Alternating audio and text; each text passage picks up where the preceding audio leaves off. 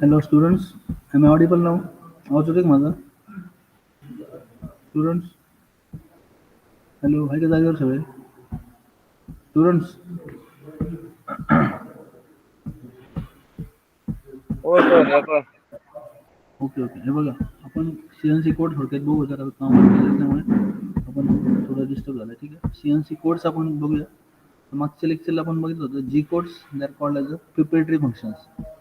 Preparatory functions means they are assisting your actual managing. Managing काय आहे?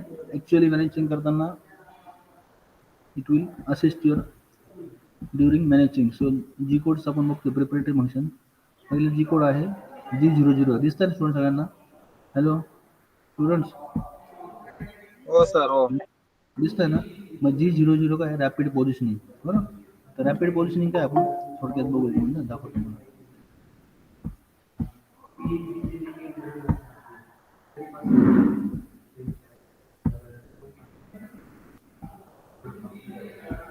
Just wait.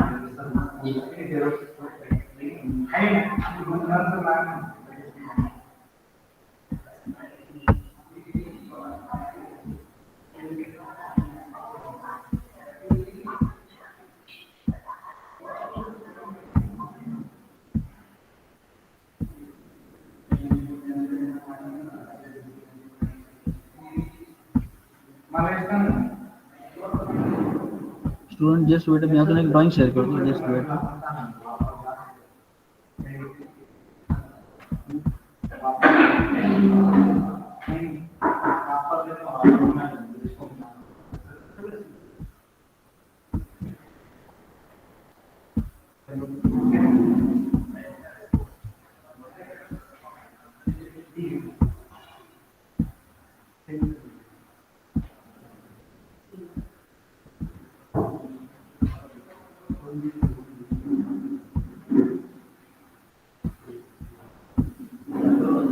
Student drawing दिसतंय का? Drawing CNC चे drawing बघा, प्रोग्रामिंगचे दिसतंय का रे? शेअर केलं बघा स्क्रीन. स्क्रीन दिसतंय ना? तर ते एक जॉब ड्रॉइंग आहे बघा एक साईडला. ड्रॉइंग दिसतंय का? पार्ट प्रोग्रामिंगचं ड्रॉइंग, सिलेंड्रिकल जॉब आहे. दिसतोय स्टुडंट ना? हॅलो. तर बेसिक आपल्याला G कोड शिकताना G00 काय? आपण जो पहिला कोड बघितला G00 रॅपिड पोझिशनिंग, बरोबर? तर ते रॅपिड पोझिशनिंग काय आपण थोडक्यात बघू आधी. इकडे बघा, दिसतंय ड्रॉइंग? सगळ्यांना ड्रॉइंग दिसते ना? कंट्रोलर दिसतंय बघा एक साईडला. वेगवेगळे कंट्रोल आहे का मशीनचे, CNC मशीनचे, बरोबर? तर त्या कंट्रोलरमध्ये काय करतो आपण? इकडे बघा ड्रॉइंगमध्ये दिसतंय सगळ्यांना ना? Students give me reply. Hello. Drawing दिसतंय सगळ्यांना स्टुडंट्स? आहे का जागेवर सगळे ते? हो सर. बरोबर. हां. तर त्या ड्रॉइंगमध्ये काय माहिती का? जेव्हा आपण मशीन चालू करतो, तर machine will always start from it's default position. Machine बंद केल्यानंतर नाही का, मशीन तुम्ही कुठल्याही ठिकाणी बंद करा, टूल कुठल्याही ठिकाणी असं समजा फॉर एक्झाम्पल. तर Wien you start the machine, machine will always start from its home position. मशीनची जी त्या मॅनेजरने सेट केलेली होम पोझिशन असते तिथून सुरुवात होती, बरोबर? मग काय असतं समजा that home position is far away from your workpiece.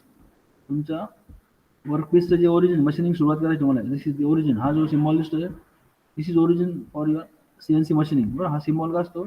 Diametrically बघा ब्लॅक केले बघा, 2 डायमीटर ड्रॉ केले सेंटरमधून त्या सर्कलला. Diametrically that portion is black, so that is a origin x0 and z0 for that job. But during part programming your tool will start from its home position. Machine तुम्ही सुरू केली तर नेहमी default मध्ये काय होतं, machine start from its original position, that is home position. Home position is always away from the workpiece पासून बऱ्यापैकी अवे असते, बरोबर? So this position is non rotatable. See मग काय असतं, वर्कपीस पासून तो टूल लांब आहे, मग ते आपल्याला वर्कपीसच्या जवळ घ्यायचा असतो. इनिशियली पहिल्या स्टेजमध्ये काय करतो आपण, तो टूल जो वर्कपीस पासून लांब आहे तो टूलच्या जवळ घेतो, बरोबर? Near to workpiece. मग ही जी पोझिशन आहे काय, ही याच्यामध्ये मशीनिंग होईल का स्टुडंट, मला सांगा. लक्षात येईल स्टुडंट. हे बघा, मी मशीन चालू केलं, machine is always start from its home position. हा वर्कपीस आहे, वर्कपीसचं सेंटर इथे आहे, centre of axis of rotation. बरं, ओरिजिन इथे इथून सुरुवात करणार मशीनची माझी. बरं, तर माझा वर्कपीस ह्या साईडला, हे 3 डॉट इथे कुठेतरी लांब आहे वर्कपीस. बरोबर, इथून जी जी मुवमेंट आहे माझी, सो दिस मुवमेंट इज या ठिकाणी, इथून जेव्हा टूल माझ्या वर्कपीसच्या जवळ येईल सेंटरपर्यंत, या इथून, तर ह्या मुवमेंटला मशीनिंग होणार आहे स्टुडंट, मला सांगा बरं कोणी पण. त्या मुवमेंटला मशीनिंग होईल का students? Tool is away from the workpiece and it is coming near to your workpiece. Machining होतं की स्टुडंटच्या पोझिशन. मग ती जी मुवमेंट आहे, तो लांब कुठेतरी टूल असतो, तिथून तो टूल वर्कपीसच्या जवळ येतो. बरोबर, त्या मुवमेंटमध्ये मशीनिंग होणार आहे की स्टुडंट्स? हॅलो स्टुडंट्स, समजता क्वेश्चन काय माझा? भूषण, भूषण काश्मीर आहे का जागेवर? हॅलो भूषण, भूषण काश्मीर आहे, अनम्यूट कर स्पीकर. हॅलो भूषण, आवाज येतो का माझा? हां, हो सर येतो. क्वेश्चन कळाला तुला काय म्हटलं मी? इकडे बघ, क्वेश्चन काय आहे परत सांगितलं. एकदा रिपीट करा ना. हां, मी सांगतो. एक आवाज नाही येत, आवाज मोठा कर जरा तुझ्या साईडला. बघा, हा आता क्वेश्चन, येतो. इथं माझा वर्कपीस आहे and this is the origin of rotation, axis of rotation for part programming. Part प्रोग्रामिंगसाठी हे ओरिजिन आहे. आणि तुमचं जेव्हा मशीन चालू करतं, कुठलंही मशीन असेल, CNC मशीन, बरोबर, जर 1 2 3 कुठलंही कंट्रोलर, कुठलंही मशीन आहे, तर मशीन चालू केल्यानंतर काय होतं, it is always start from its home position. Machine सुरू केल्यानंतर काय होतं, की त्याच्या होम पोझिशन, म्हणजे हे जे 3 डॉट आहे कुठेतरी लांब आहे, तर मी तुम्हाला ड्रॉइंग करण्यासाठी दाखवतो, कुठेतरी लांब असतं ते होम पोझिशन. बरोबर, वरती असतं कुठे. ते तिथून जेव्हा टूल माझ्या वर्कपीस जवळ मशीनिंग सुरू करायचं होते, त्या टूल लांबून मला काय करायचं, वर्कपीस जवळ आणायचं ना. इथून कुठेतरी मला टूल वर्कपीस जवळ आणायचं, ही क्रॉस मुवमेंट घ्यायची. मग या मुवमेंट काय असणार आहे, जेवढं लांबून मला टूल जवळ आणायचं आहे, तर त्या मुवमेंटला काय होणार आहे, मशीनिंग होणार आहे का नाही होणार आहे? कळाला क्वेश्चन तुला भूषण? हो सर. हॅलो, हां, मग मशीनिंग होईल का त्या पोझिशनला? सर जोपर्यंत हां ऑब्जेक्ट पाशी जात नाही तोपर्यंत मशीनिंग नाही होणार ना. हां, मशीनिंग नाही होणार नॅचरली, कारण ती टूल अवे पोझिशन आहे, तिथे टूल टच होणार नाही जॉबला. बरोबर, they are away from each other, so that position is idle position. बरोबर, ही पोझिशन कशी आहे, आयडल आहे, त्याला मशीनिंग होणार नाही. मग अशा पोझिशनसाठी काय असतं, कमी वेळ लागला पाहिजे. As machine is CNC machine. मग CNC मशीनमध्ये काय, प्रोग्रामिंग कॉस्ट इज हाय, बरोबर, operating cost is high, as well as maintenance cost is high, मशीनची कॉस्ट पण हाय. मग काय असतं अशा वेळेस, काय असतं, मशीन तुम्ही जेव्हा CNC प्रोग्रामिंग सुरू करतो एखाद्या कंपनीवाले, तर कंपनीचा जो मशीनिंगचा रेट असतो, म्हणजे एखादा जॉब आला तुम्हाला, त्या जॉबचा जो रेट असतो तो कसा असतो, it depends upon cycle time. तो जॉब पूर्ण करायला तुम्हाला किती वेळ लागणार आहे? एक छोटा जॉब आहे तुम्हाला, हा छोटा जॉब आहे समजा, फॉर एक्झाम्पल हा ड्रॉइंग मधला जॉब आहे, तुमच्या कंपनीत तयार करायचं तुम्हाला CNCच्या, बरोबर. तो एक जॉब तयार करायला किती वेळ लागतो, सायकल टाइम किती? मग तो सायकल टाइम काय असतं, फॉर गुड प्रोडक्शन और good productivity for profit, your cycle time must be minimum as per parameters. बरोबर, कमीत कमी म्हणजे खूप कमी नाही आला पाहिजे, तर त्याची क्वालिटी खराब व्हायला नको. बरोबर, क्वालिटी पण खराब नको व्हायला. So it is having minimum cycle time. मग तो सायकल टाइम मिनिमम होण्यासाठी, ही जो पहिला कोड आपण बघितला, बरोबर, मी आता ड्रॉइंग परत स्टॉप करतो आणि तुम्हाला मी जी कोड दाखवतोय. जी कोड मधला पहिला कोड आपण बघत होतो, that G code is G00 rapid traverse. बरोबर, जी कोडकडे जाऊया आपण परत. तर रॅपिड ट्रॅव्हर्स काय, मग अशा प्रकारची जी मुवमेंट दाखवली तुम्हाला, टूल मशीन सुरू केल्यानंतर काय, tool is starting from its home position and it is coming near to your workpiece, that is idle position. Idle, tool is moving idle, there is no machining. So such movements must be done with the help of such G00 codes. अशा प्रकारचे movement जे असतात ते काय करायचे आहे, ते आपल्याला we have to do with the G00 code. Student, तुम्हाला CNC कोड झालं शेअर? स्टुडंट्स, ते मगाचं स्क्रीन झालं शेअर परत एकदा?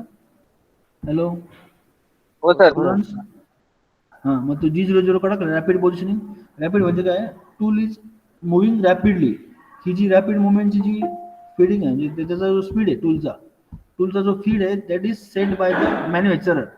कंपनीचे जे मॅन्युफॅक्चर, समजा आपली PMK ब्रँडची company, PMK precision machine craft, मग त्या प्रिसिजन मशीन क्राफ्टवाल्यांनी तो स्पीड सेट केलेला असतो. हा जो रॅपिडचा जो स्पीड आहे, that is not set by we programmer.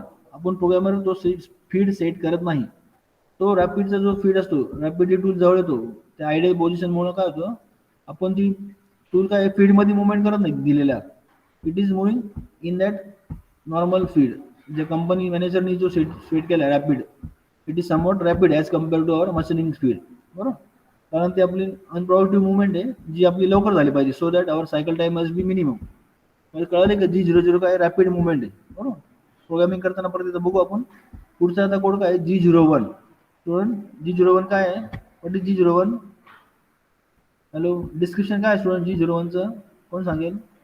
G01 means hello, ते दिसतंय स्टुडंट ना G01 चा अर्थ काय आहे? हो. इट इज काय मग? G01 is tool is moving. आपण आधी G00 बघितलं. Tool is moving rapidly, but now G01 tool is moving linearly. Linear interpolation बरोबर. मुवमेंट कशी टूलची आता लिनियर इंटरपोलेशन आहे. मग लिनियर इंटरपोलेशन काय आहे? परत आपण ड्रॉइंग मध्ये जाऊ द्या. इन दॅट ड्रॉइंग सपोज आपल्याला हे महत्वाचे 2 ते 3 कोड आधी शिकायचे आज महत्वाचे, कारण ते बेसिक कोड्स आहे कुठल्या पण प्रोग्रामिंग करताना बरोबर. आपण हे महत्वाचे 3 कोड शिकायचे आधी. जस्ट मिनिट, मी तुम्हाला ते ड्रॉइंग शेअर करतो. मग लिनियर इंटरपोलेट कधी असतं आपण बघूया बरोबर. लिनियर इंटरपोलेट कधी असतं इथे बघा. ड्रॉइंग दिसती सगळ्यांना स्टुडंट्स? हॅलो स्टुडंट, मग आपण पहिला कोड शिकलो G00. मी मशीन चालू केलंय.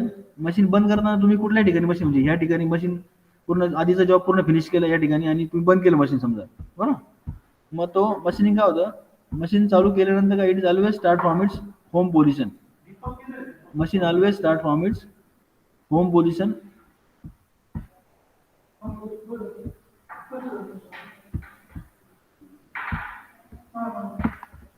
एक मिनिट. मग मशीन नेहमी होम पोझिशन सुरुवात होती. मग हा जो जॉब आहे आता मशीन सुरुवात करताना आपल्या होम पोझिशन सुरुवात झाली.